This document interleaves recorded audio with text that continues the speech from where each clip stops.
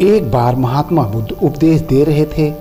गुस्सा करने वाला व्यक्ति जहर तो खुद पीता है और मरने की आशा किसी और से करता है। महात्मा बुद्ध की ये सारी बातें एक संकी व्यक्ति सुन रहा था। उसको बुद्ध के विचार बिल्कुल अच्छे नहीं लगे।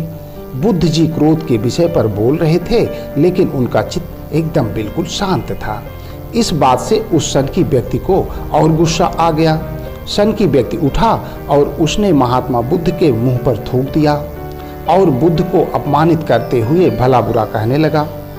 उस व्यक्ति के इस व्यवहार से वहां उपस्थित लोग भड़क उठे। बुद्ध ने सभी को शांत किया और उस व्यक्ति से कहा कि तुमको इस विषय पर कुछ और कहना है। बुद्ध जी को शांत देखकर उसका गुस्सा और बढ़ गया। वह व्यक्ति गुस्से में तमतमाया और वहां से चला गया।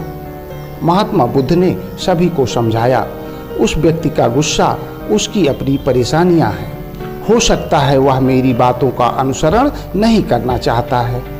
उस व्यक्ति को लेकर मैं गुस्सा क्यों करूं? अगली सुबह हुई। उस व्यक्ति का गुस्सा शांत हुआ और वह ढूंढता हुआ वहां पहुंचा जहां महात्मा बुद्ध कल उपदेश दे रहे थे।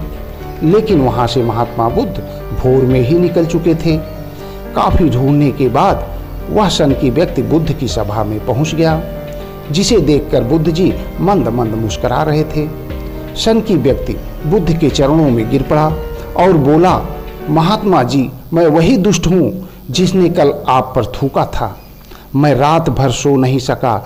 मेरे क्रोध पर आपका शांत रहना और मेरे थूकने पर गुस्सा न करना रात भर सताता रहा। मुझे अपनी गलती पर पछतावा हो रहा है। आप मुझे माफ़ कर दीजिए। बुद्ध ने उस व्यक्ति को खड़ा किया और बोले, मैं तुम्हारी बातों को कल ही भूल गया था।